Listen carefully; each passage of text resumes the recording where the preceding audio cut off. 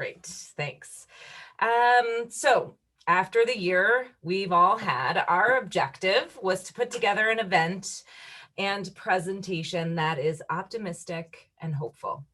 Our panelists will provide unique perspectives into how libraries and museums can help us see through to the other side of the COVID-19 pandemic. Our panelists in order of appearance are Leslie Strauss, Head of Family and Studio Programs at the Mint Museum in Charlotte, Stephanie Bennett, Collections Archivist at Wake Forest University, Richard Moniz, the Director of Library Services for Horry-Georgetown Technical College. The event will include a brief presentation from each panelist, a panel discussion, and then we'll ask for questions from the audience. Use the chat box to submit questions at any time during the presentation.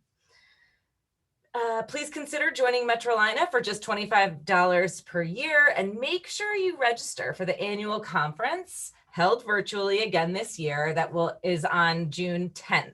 It's free. If you have questions about Metrolina or about the annual conference, check us out on our new redesigned website at mlalibrary.org.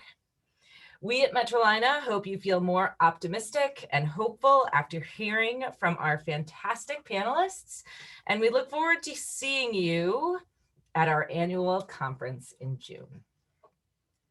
Leslie, I think you can go right ahead. All right, thank you all. Hi, everybody. My name is Leslie, and I work at the Mint Museum here in Charlotte, North Carolina.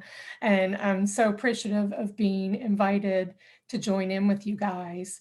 I'm the daughter and granddaughter of librarians, and one of my best friends from high school has been a librarian all of these years, and I still go to her for all information. So appreciate you, information specialists. I have some good or bad news for you guys. I didn't realize I was putting together a presentation, so you just have to look at me and hear me talk for a little bit, and I apologize for that. There have been a lot of different sessions. I know you guys have all probably been in a lot of different things.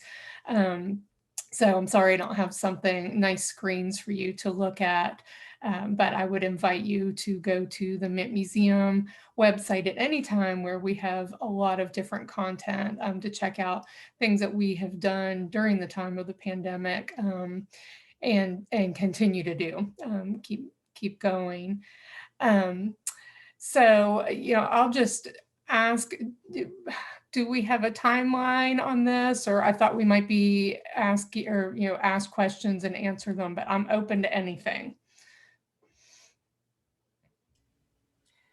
So we were hoping that you could talk for about five to 10 minutes about the projects that you have worked on, and then at the end, everybody will have a chance to ask questions. Perfect. All right. Thank you. So I wanted to talk especially about, because I'm the head of studio and family programs at the museum, I wanted to talk a little bit about actually art making, and how we have coped with not being able to invite people of all ages into our studios during this past year to create. We work with kids as young as 2 or 3, all the way up to senior citizens, in a lot of different creative art making experiences in our studios.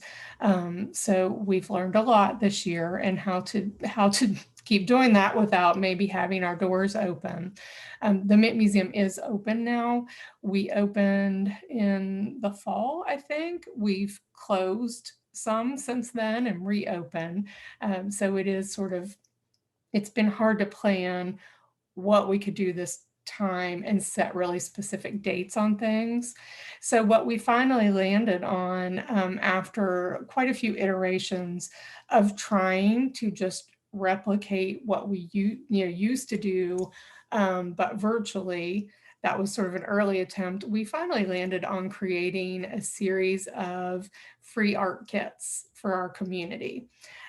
So we These free art kits are something that we provide once a month.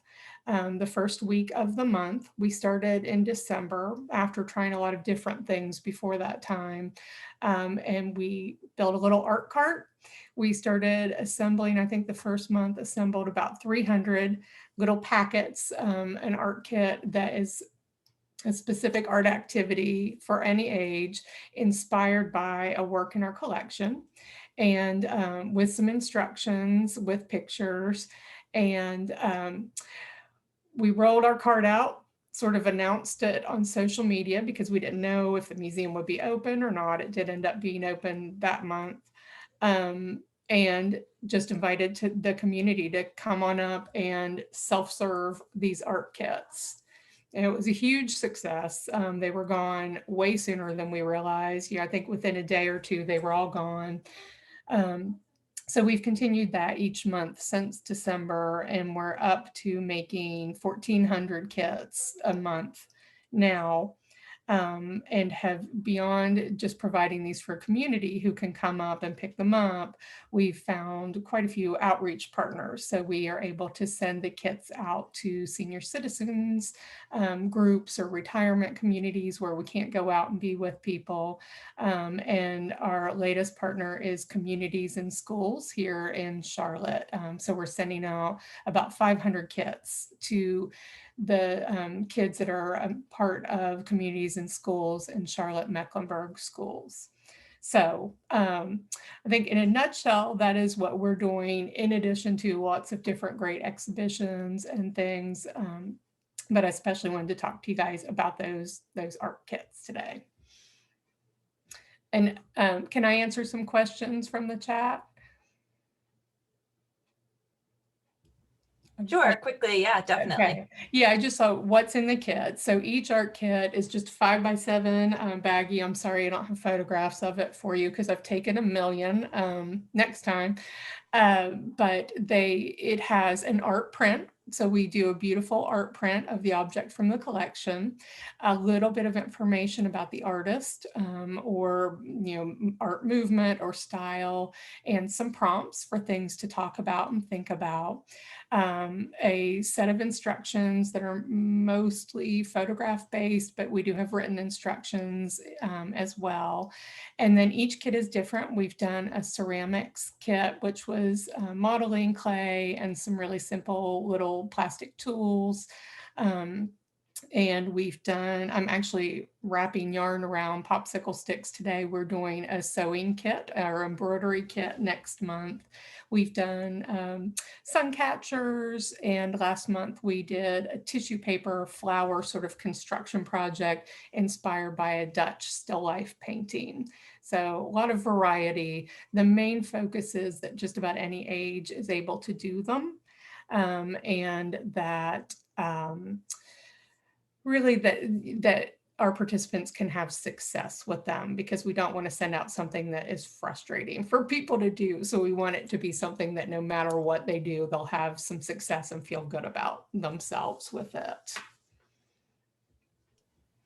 Awesome. Thanks, Leslie. And I think you guys will have plenty of time to answer other questions at the halfway mark or so.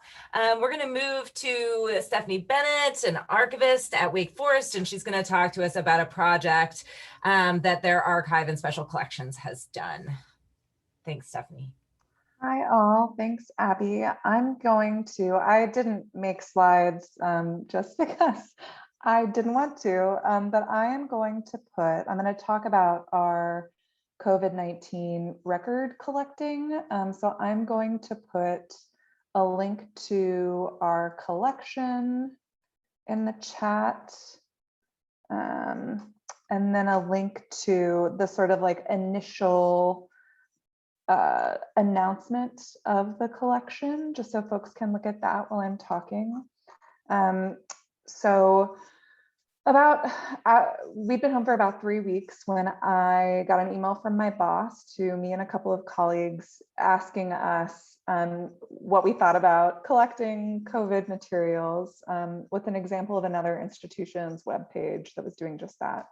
And that project was actually based on Katie Howell's work at UNC Charlotte. So shout out to Metrolina, OG, Katie Howell.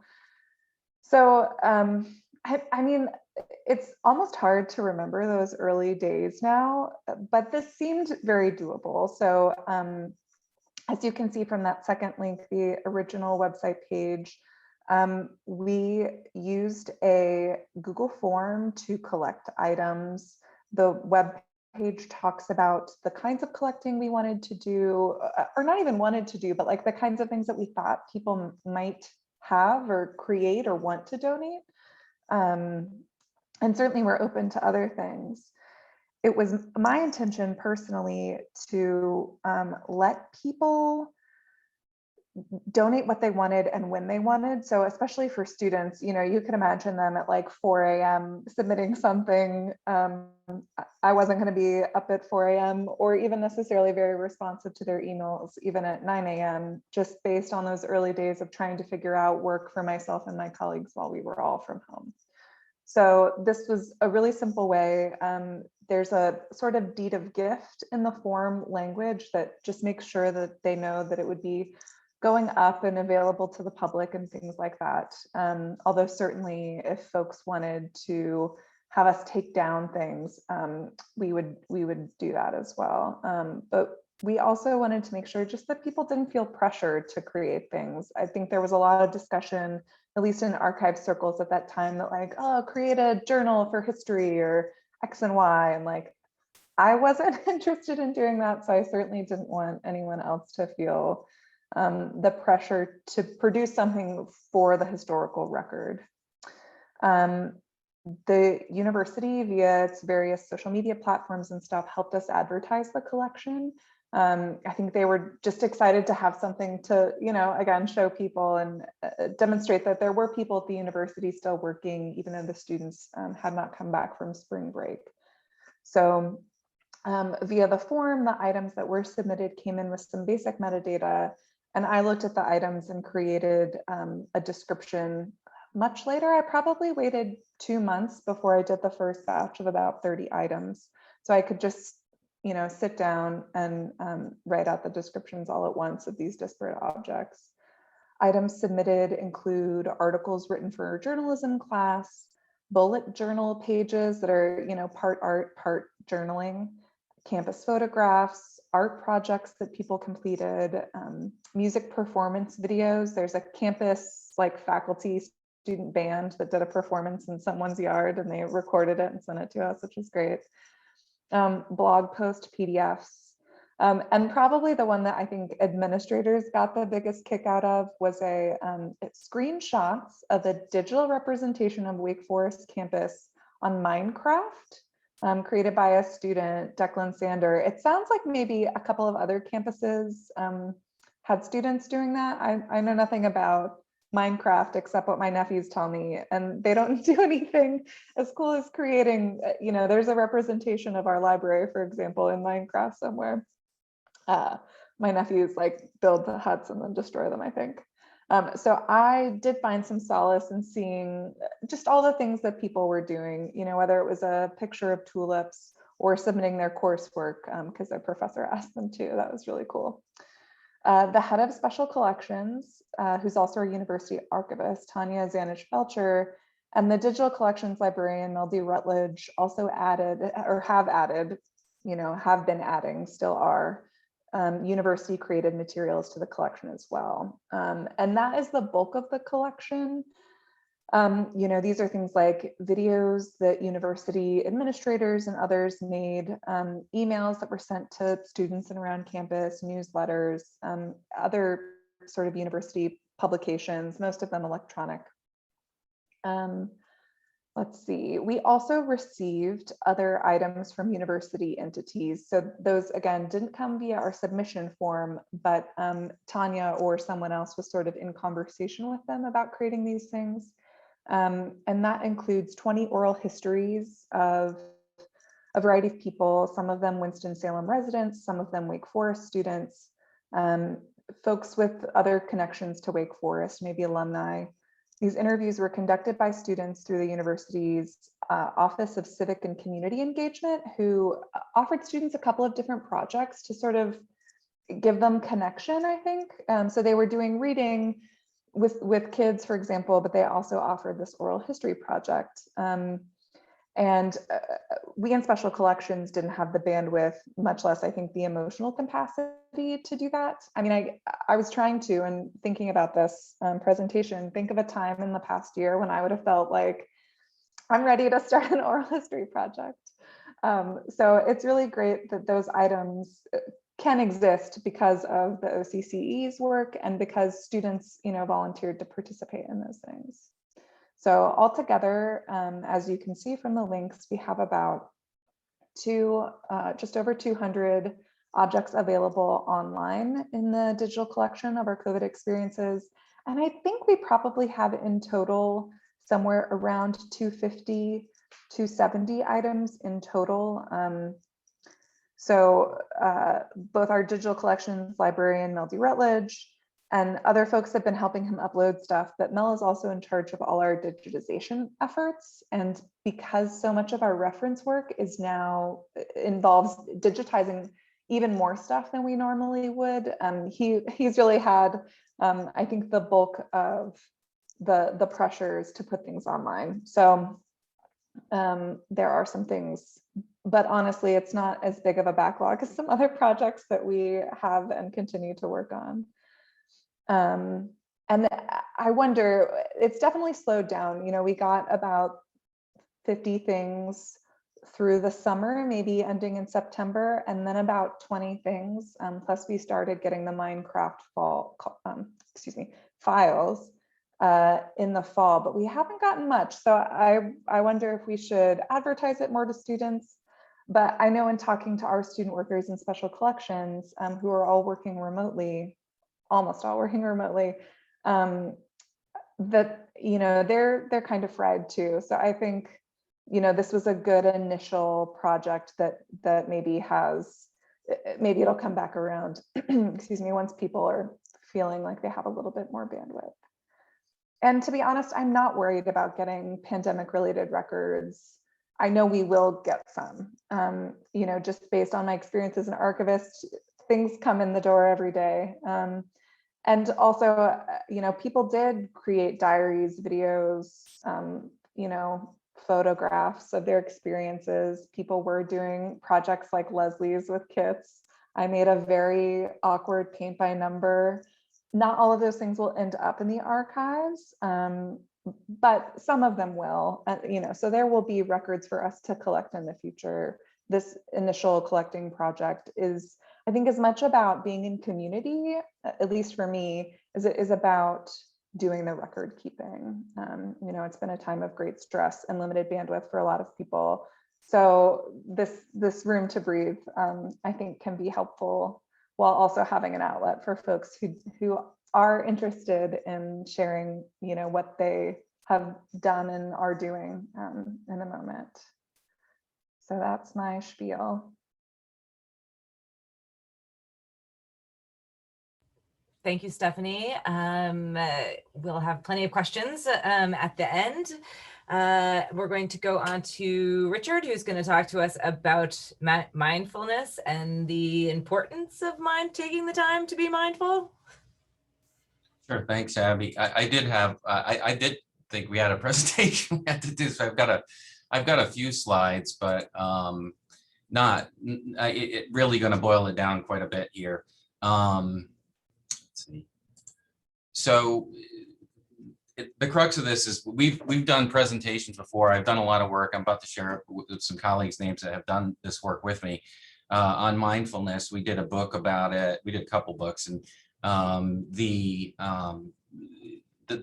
in what we went through with COVID, there was some reach out to me to come up with some things, and some others to come up with some things on mindfulness. So we sort of rebranded it or reconnected it into this mindfulness in ordinary and extraordinary times. You guys can see that, right?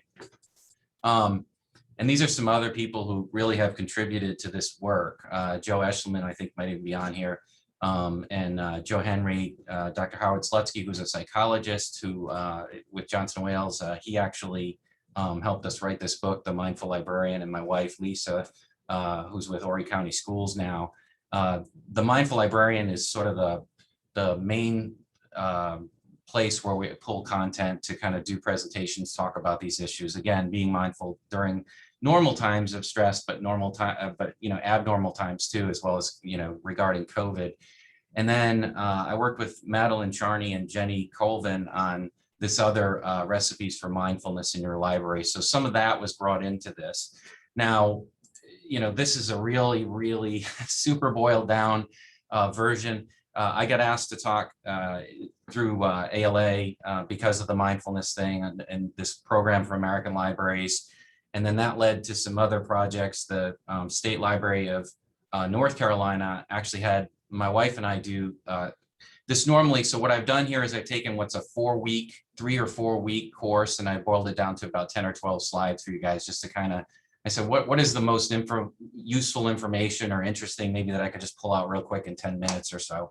But I did the workshop also over a period of 4 weeks for MUSC libraries. And then if anybody here is from South Carolina, our Equity, Diversity, and Inclusion Committee is sponsoring me doing it through Pascal for a 3 week. It's going to actually stretch over 4 weeks in June.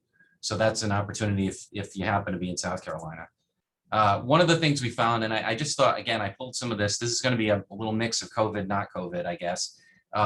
When we did this study in 2016, these were the major stressors that librarians mentioned that were weighing on them. You can see workload was the biggest thing. And if we coupled instructional workload, which were kind of distinct comments in the survey that we sent out, again, we had 629 respondents.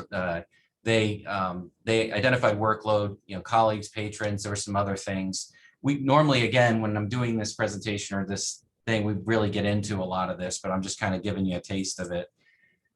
So what changed in the way we developed this, and my wife actually created this slide, is we really wanted to address and talk about, what is mindfulness right now? What are the stressors right now? And so we would have some dialogue with people about, what were the stressors? What are the things that you're worried about? People were worried about safety. They were worried about, how are we going to come back? What's it going to look like? Is my job going to be there? Are we going to be healthy? All kinds of things. But I think the thing that we emphasize the most, and that I think we've all come to sense at least a little bit, hopefully, even though it's been hard for all of us, is that we're in this together. And that was kind of our point with this, to really emphasize that you're not alone and trying to work your way through this bizarre time. And hopefully that helped, that message. Again, we talk about what is mindful practice. It's really about being in the moment, being deliberate, open, and curious in your attention. I find myself, drifting quite a bit, right? We all do. We're on autopilot. And so it's kind of, how do we come back to the present moment? And normally, again, if we were doing this as a real presentation, we do over the course of weeks, we do different types of meditations. But it's definitely something to look into if you haven't meditated before. The basic roots of mindfulness, again, we get into this in a lot of detail, but just to really, really give you the basics of it, beginner's mind, sort of trying to take things from a fresh perspective. Presence goes to what I was just saying, being in the present moment. And then we talk a lot about the research that's out there that shows that mindfulness does have a real impact on the brain in the immediate moment and then in a long-term sense. Some fun stuff, I guess, from our survey way back in 2016 now. And I think this number would be different now because people are more aware of mental health and aware of the benefits of mindfulness. But we found that 28% of institutions had some sort of a mindful practice connectivity, some sort of programs or events, again, connected for staff, and then 21% for patrons. Some common things that we saw: walking meditation, breathing meditation. It was a self-selecting survey. We sent that out on a bunch of library listservs, but the people that we did get back information from, 26% of them spent 2 hours or more a week engaged in mindful practice. So that was pretty eye-opening at the time. And again, I think that number would be a lot different now, perhaps, after all we've been through. If you're not familiar with mindful practice, to just kind of get this, a little bit more detail to it. These are some examples of it. So breathing meditation is probably the most common, the thing that I do the most. Yoga, visualization meditation. You can see some other examples on there. Some people really like the loving kindness meditation. That's something that not a lot of people have experienced before, but research seems to indicate that it can actually help with empathy in the short and long term. And again, there's a variety of different mindful practices. In normal times, and you can see abnormal times here too with Chris Williams, one of our librarians here at Horry-Georgetown Tech. He's got the mask on and he's got the plexiglass that we have up all around.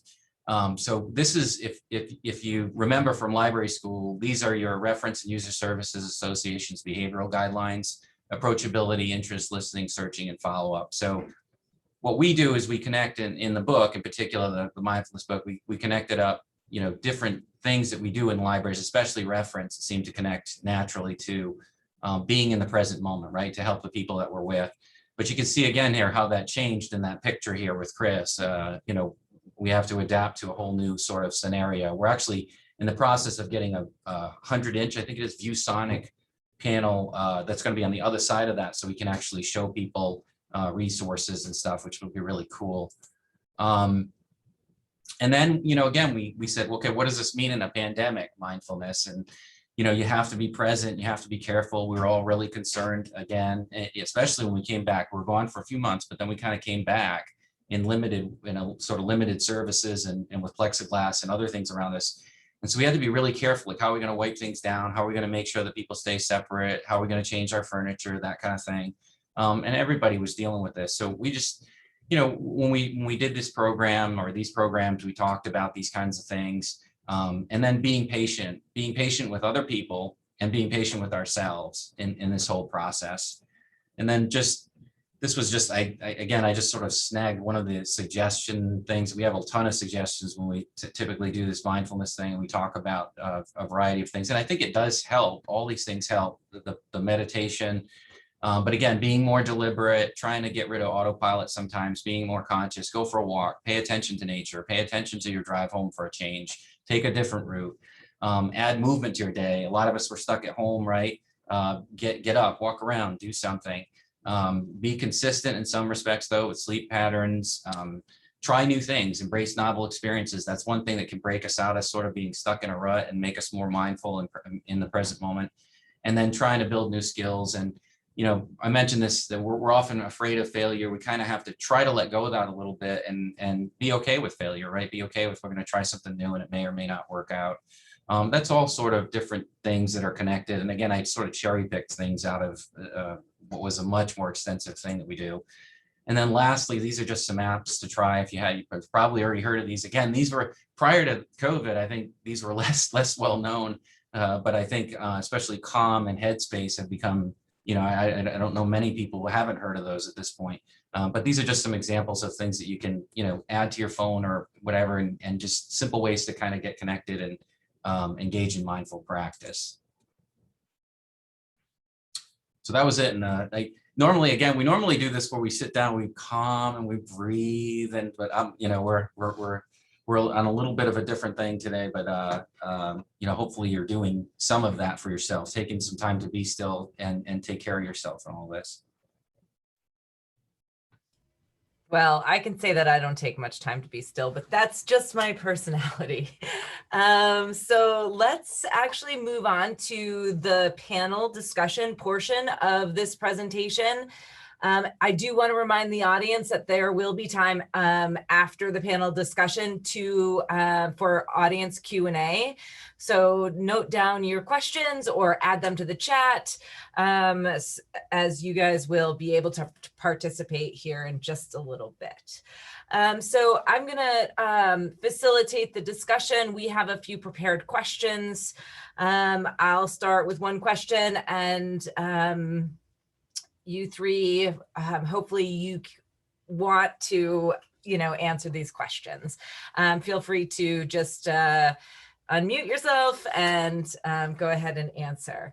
So the first question that our committee came up with is, in light of all the stress and uncertainty of everything during the last year, what made this project or this research worth pursuing or continuing?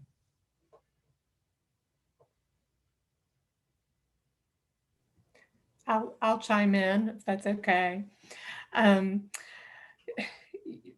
we've all been through the same year. We've all had really different experiences, I know, but we've all experienced how different this year has been.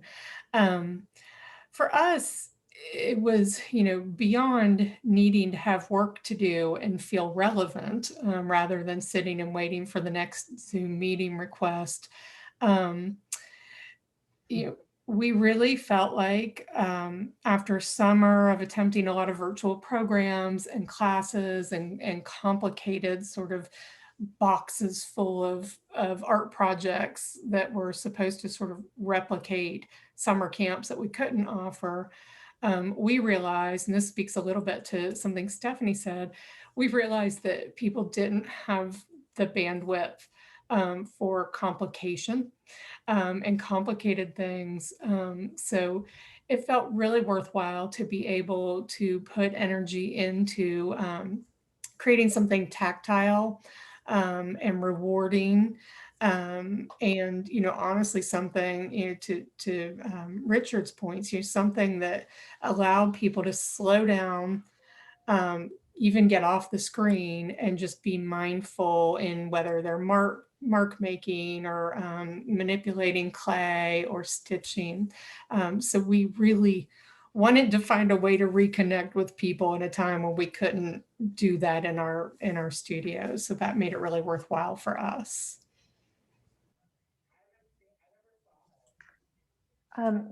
Yeah, I think that, like I said, spoke a little bit about in my presentation. For me, I wanted people to feel like, whatever they were working on, they could put it somewhere. I think, I live alone, so I was doing a lot of things sort of by myself, and I wanted anyone who wanted to create something purposefully. Again, all those folks who decided to create a journal on day one of the pandemic stay home, could have some support. And so that, and like for us, like I said, it has been cool to see these things arrive, and there is some joy, I think, in just scrolling through that collection and, alongside maybe an administrator's email, which is, like I said, it's such an artifact of the time. It's so hard, I think, for me at least, to remember those early days of the pandemic. And I am kind of curious about, what did they say in April when we all thought maybe, we'd be back in the office by July. So there's some really tactile things that even in these early days, when we're still in a pandemic, that it's sort of neat to just see that history. So, I know some archivists were like, we're not doing any collecting right now. Like, we don't think people should be thinking about it. There's some pros and cons to that, but I think that the way that we did it allowed people to sort of do it at their own pace, and it is really heartwarming to see what is in the collection. It's neat that you guys did that. My wife actually, she journaled all the experiences early in the what we went through, and it was funny because I didn't even realize she did it. And then the other day she's like, "Do you want to hear what my thoughts were?" And I'm like, "Wow!" And she's like, documented what we went through, and even talking about how we were going to do this program. But I think with our program, with what we did with the mindfulness piece, the big benefit for me even too was just connecting with other people. And even though it was, we've got all this sort of semi-Zoom fatigue right now, but I think we've seen some benefit to Zoom too, right? We're all connected right now in different places in a way that we couldn't if we all had to go to Charlotte or whatever. And so there's been interesting things about that. I know we want to do things in person, but this has been a way to build connections in other ways. And I think, again, just there was the content that we were delivering, right, about take care of yourself. I think that was important, but just having other people connected, even though it was digitally, right? And even for us, like, we got really enjoyed like the chat stuff that came back, as silly as it sounds, comments about, as we were, presenting, and questions afterwards. And then some people came off and, would talk and, would put their mic on and talk. And I think you know, that was really good just to, and it's something I tried to do, you know, aside from this, again, with the staff at the time. And I was like, gosh, how am I going to do this? Right. I've been a library director for a long time, but I've never been a library director where I can't even see anybody. So we set up meetings and we set up, you know, kind of, let's just touch base and things like that. And, you know, that tapered off pretty quick as people kind of got a little more comfortable. But I think it was reassuring to have these spaces where we could connect with people. And again, the content, you know, was specifically about taking care of yourself, but I think just the connections itself in itself was worth it. But thank you. It's wonderful to hear about your thoughts and feelings behind the project and your hopes to keep it going, for sure. Our second question, in what ways has your work impacted the lives of people around you? And have you heard directly from your community about your work?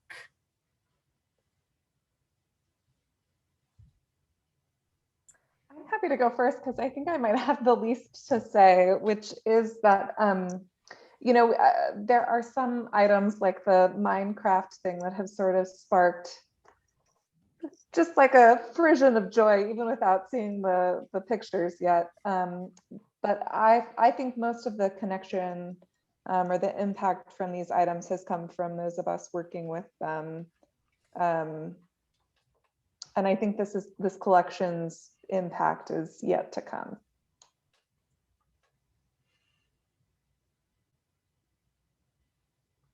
we've gotten a lot of positive feedback from people saying that the mindful stuff that we did was helpful. And it reminds me, I'm certainly not. Sometimes I feel very hypocritical because I'm all over the place, right? Stressed out about different things and have to say, hey, wait a minute, aren't you the guy that's supposed to remind people?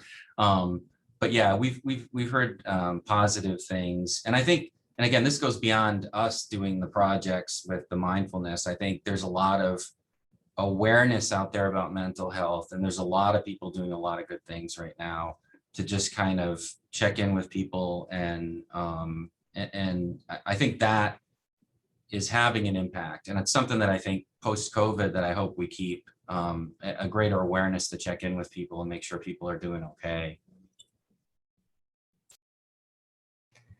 And I'll say, we have gotten feedback, luckily, because we're doing something in person, sort of, but from a distance with our art cart. We've started going outside with it and standing 6 feet away from it and masked. But it's, in the early days, it was this little bit of contact, human contact, that was incredibly, I think, valuable to a lot of people. And, you know, when people are still sort of locked down in a lot of ways, it gave them an outing. You know, oh, I need to go get this free kit. So people were actually gave people something to do. And I think they really appreciated that. Something simple where nothing was asked of them other than getting over to get it or asking a friend to pick it up. So we get a lot of feedback from people now saying, oh, last month we had so much fun making the foil face, you know, and this is any museum educator, and I'm thinking anybody who does programs at a library would appreciate this. You know, they've actually said, we looked up the artist online and visited their website and learned about them. And because we create a ton of content and we often don't know how much gets to people. So actually hearing that has been really valuable. And we've also had these sort of serendipitous moments where somebody will walk up. One woman walked up and said, what a wonderful thing you're doing for the community. Do you share these with any schools, your children in need in the community? And we mentioned our Communities and Schools partnership that we had just started. And she said, I founded that program in Charlotte 20 years ago. And she was walking by. We've had another person that was walking by, stopped and looked at them, looked at the artwork of the art print on the back of the pack. And the artist was an artist named James Tanner, from Michigan. She'd grown up as his next door neighbor, and her father was an artist who was best friends with this person. So it's been nice to have those moments, where it's just like the things we all do reach so many people and we often don't know it. But we have gotten to hear a little bit of feedback, which has been great. Yeah, feedback is good in any capacity, right? But those nice kind of interactions that you can have on the street that surprise you seem quite to be quite satisfying, I'm sure. Okay, next question. What surprised you most about your project or your research?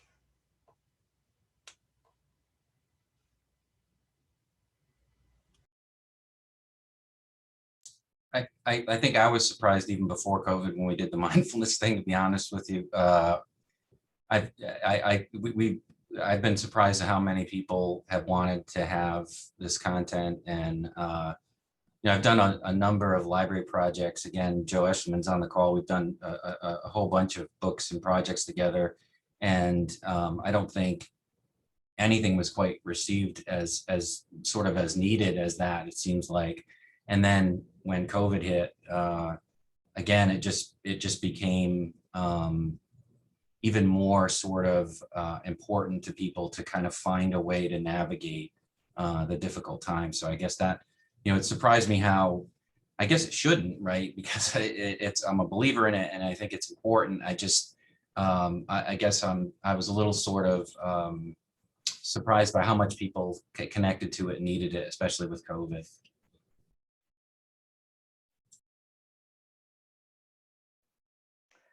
With our collecting project, I mean, part of me when we started it was like, no one will submit to, like who will be looking for this?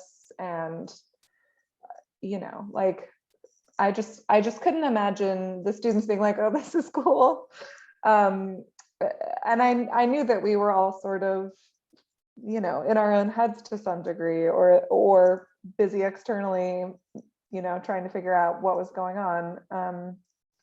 And so the fact that we have a collection full of hundreds of objects with more certainly to come is wonderful and heartwarming. And yeah, sometimes I go in there just to like look and see and familiarize myself with the collection, because of course people will be asking about it, or we are talking about it in forums like this. But just the fact that it was found to be useful by the community is really great.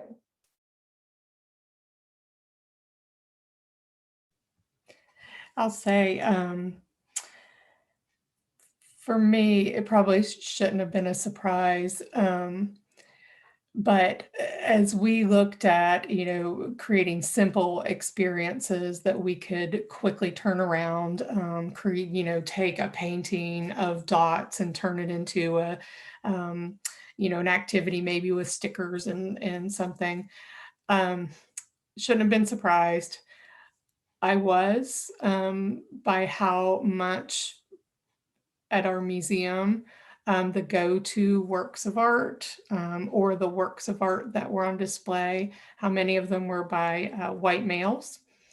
Shouldn't have been a surprise. I should have realized that, in museums collecting histories. But it did. It surprised me that, it's so easy to teach about somebody like Andy Warhol, and he's great, but that we were not representing as much as we could, because we're going to some of the easy go-tos.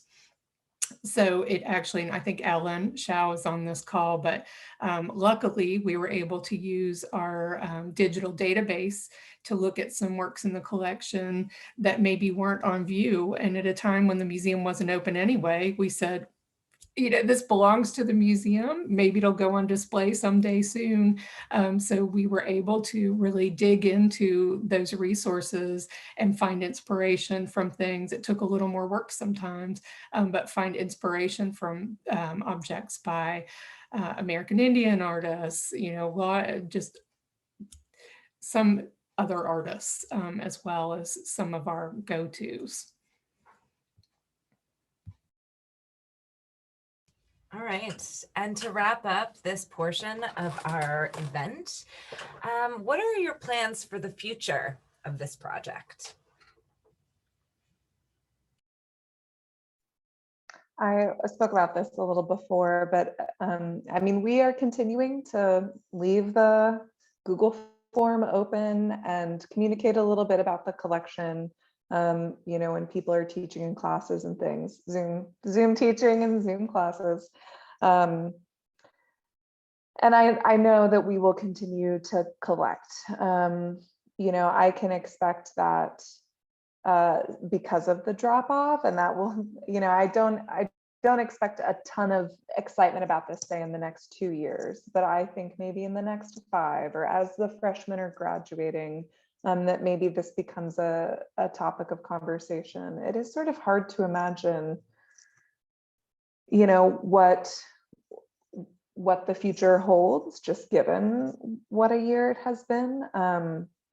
But I can imagine that this collection will become more useful and more engaged with by both archive staff and people in the Wake Forest community and outside of it as it ages.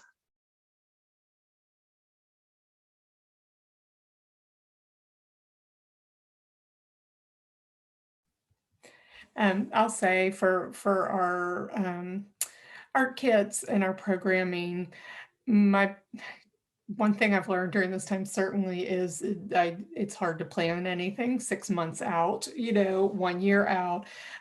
So it's made us sort of shift our ways a little bit and not put anything set in stone. But I think we've really learned during this time that we've got a lot of work to do to really make our programming equitable and available to a lot of people. So this has been something that I think, you know, we may not always roll out a cart with baggies with art kits in them for forever, but we're learning how to streamline and simplify things and look to do a lot more outreach in the community with our you know, our art making, especially our studio experiences. So we definitely, this wasn't just sort of to fill in the gap until we could just bring in little classes of people again. This is hopefully something where we will grow out instead of retreating back in, you know, letting us look at things in a bigger and broader way.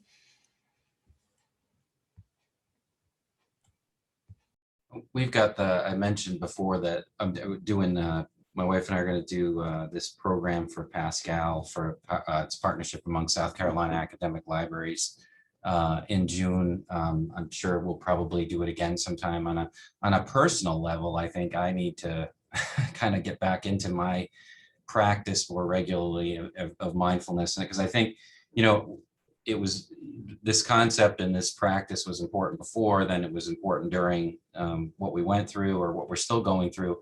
But even now, there's a lot of new stressors popping up, it seems like, as we look at how do we go back, right? Because that's been a big discussion.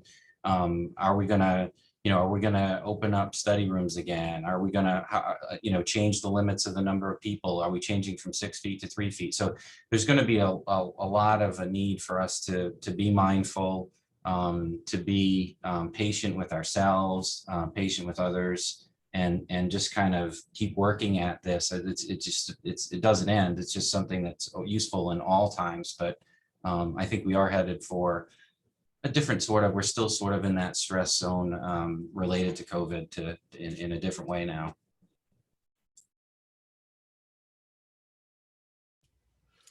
Yes, I agree. We're not through to the end of COVID-19, but hopefully people are finding ways to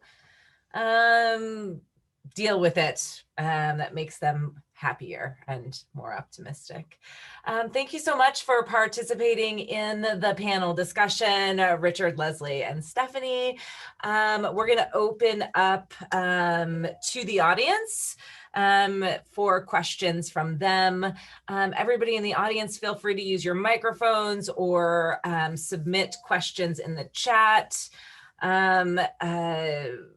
does anybody want to start? I have some questions that have already come through the chat, if you want me to go ahead and start with that. Okay. So Leslie, there's a few questions for you. So there was one question about what was the average cost per the kit? And I'm not sure if that means cost to you or cost to the people using the kit. Ron replied that he believed the kits are free. Yeah, so they're free to the public. We're not charging for them, although some people have asked if they could buy sets of them for parties, that sort of thing. But the cost to us, material wise, is probably $1 to $2 each. And we had a budget for family days, all the studio classes, summer camps that I was going to be operating. So we sort of shifted over to using that budget with the sense that this was highly sponsorable. So we did have Chase Bank sponsoring a lot of our museum from home activities. So we put their information on there. As we move forward, we don't know how much sponsorship money will be there, but we're trying to keep the cost to $1 to $2. We've been looking and working with some other folks who are probably doing them for a lot less. But because we're branding them with a fancy bank, we needed to do custom stickers to add to them. And we're not even looking at what it's costing for my staff to do it, because in the immediate, it's a small group and we're spending a lot of time on these, but we do think that we'll be able to utilize a lot of volunteer efforts in the future for this. So that expense would go down. Leslie, someone also asked, what is your favorite art therapy you used during COVID? I have been doing some sort of obsessive mark making and also journaling, and I really appreciate, Stephanie, when you said, people need like maybe a place to put this stuff, because everything we do feels so big in so many ways. My journal will be super boring, but art-wise, it's all about the cupcakes we've made and eaten pretty much. But art-wise and art making, I have been doing a lot of mark making, and also, and this is really fun. The first video I made when this all started was, some of you guys maybe have done something like this, watercolor process, where you wet the paper, add some watercolors, throw saran wrap or drop saran wrap down on the paper and let it dry. And it creates this really interesting patterns. And I use those as a surface to doodle on. So I just start drawing out things on this. And I spent hours and hours and hours on my first one. It was probably a 6-month doodle, one of these, but it's a really nice, almost automatic drawing process where you're not thinking about what you're doing because the image is sort of there. So that's been very therapeutic for me personally. For our folks, manipulating clay, it's just, there's nothing like it. So I'd say anybody, it's kind of like having a putty at your desk or something, and also stitching. Stitching even without a goal in mind is very, I think, very therapeutic. Okay, Leslie, one more question. Is there a way for your patrons to send you evidence of their use of the kits, like pictures or anything? Yes. And last summer, we did some very, very complicated sort of camp in a box kits that are a lot of our regulars asked for. And because we knew a lot of those families, when we asked for photographs, grandma got out the phone and snapped a lot of process pictures or images of the art. That's something we love getting to see. What happened? That's the biggest thing we probably miss. When we started with these kits, and I just heard from quite a few other history museums who are doing something similar at a conference, we put the hashtag us at, or tag, sorry, I'm not too into all that stuff, but tag us here, send us this. And we have found, and the other museums said the same thing, people don't do that. we have a couple of people that we know that do it, and I take pictures of the things I do. So they're invited to do it, and it's always, people always want us to do that, on staff. They're like, oh, I know everybody will want it, send pictures. Mostly people want to take selfies of themselves in front of really cool artwork, not send us like their tissue paper flowers. So we're trying, but mostly it's that person to person when they come and say, we love that one because of this. People just don't seem to be as interested in social media sharing as we thought they would be. Stephanie, I have a question for you. In your opinion, are you collecting the primary sources of this time period? Yes. So the things that we're collecting from the university are definitely like university records, and we would collect those regardless. They are, documenting the existence of the university and sort of the people who were part of its environment. But also, yeah, the photographs of tulips blooming and people's art projects and Minecraft, those are primary, digital representations of what we've all been doing. So yeah, I think we'll use those for classes, and well, maybe not we, but some archivist who works for the university will be using that for classes in, 20 or 30 years. Okay, and this is the last question that I have. It's for Richard. Have you experienced resistance to the practice of mindfulness in your professional or personal life? Not really. There are a couple people of, here and there will say that it's a challenge for them, but it's been more just it flowing out into other areas. In fact, Human Resources had me Monday, Tuesday, and Wednesday this week. We have 3 campuses, and I was asked to deliver meditations at Grand Strand, Georgetown, Conway. So it doesn't seem to be ebbing that way, but yeah, I think there hasn't been a lot of resistance. There is some stuff out there about if somebody has PTSD, to be kind of cautious, and it may affect somebody different, to try to be still. There's been some concern, which I think where some parents in schools where this has been implemented in mindfulness, where they're like, well, is this are you trying to push some kind of religious practice? And and then practitioners have to explain that this is, what we talk about too is really John Kabat-Zinn's version, which is, he developed in Massachusetts in 1979, and it's really a secular practice, secularized version of this to deal with anxiety, stress, pain, those kinds of things, and get us into the present moment. But no, I haven't had a lot of resistance. Just some people say that I don't know that I just have trouble doing that, and so it's just maybe, it's not for them. That's why I like to throw out there that there's all these other options, right? It may be, that somebody prefers yoga and movement over sitting still and meditating, that kind of thing. Another question has come in through the chat for Leslie. Can you tell us a little bit about the Silent Street exhibit and how we can participate? I can tell you a very little about that exhibition, but I might even, if Ellen is here, I may ask if she can chime in, because I think she's involved in the participatory element of this.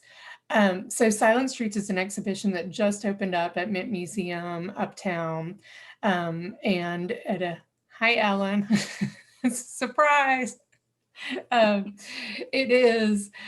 It's last year, I think when our curators were saying, what's happening? What's an exhibition going to look like? We were thinking about things like, is it too soon to look at this and think about this if we shoot for this exhibition in a year? But, much as you're talking about collecting, it seemed important to document this in some way.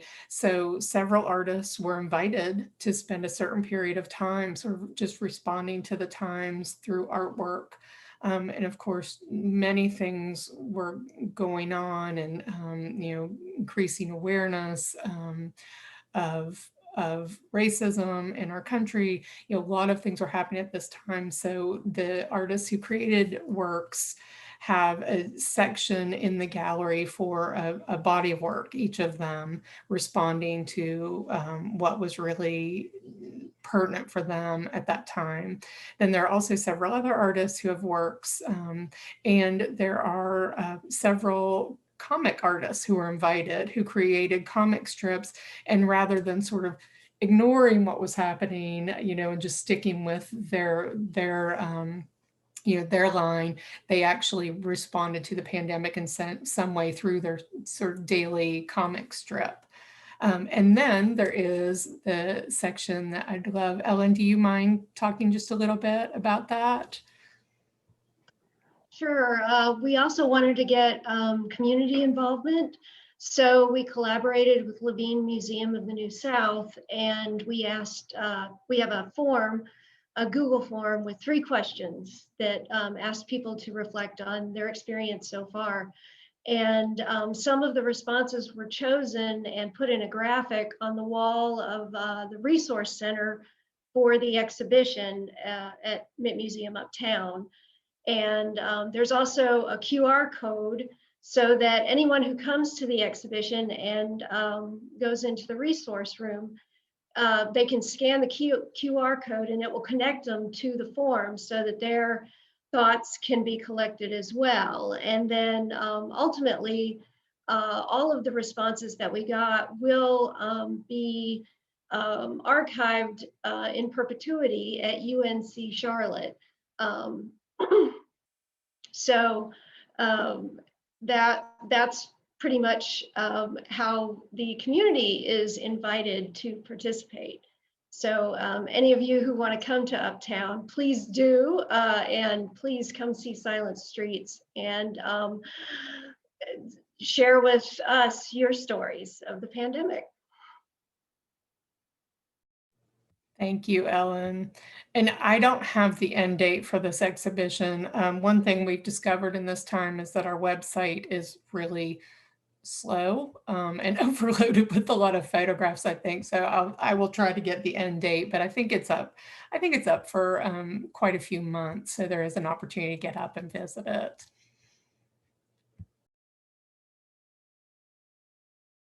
And I, Leslie, want to put a plug for journals full of cupcake creations. I think the people of the future will be very entertained by cupcake journals. If you want to donate your journal somewhere, it sounds perfectly valid historical primary resource to me. Do we have any questions from the audience? Pop in.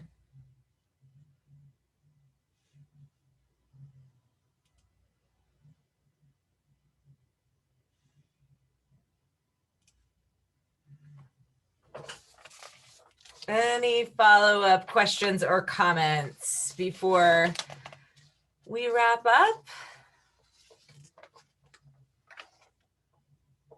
Thanks for doing this. Thanks for having us.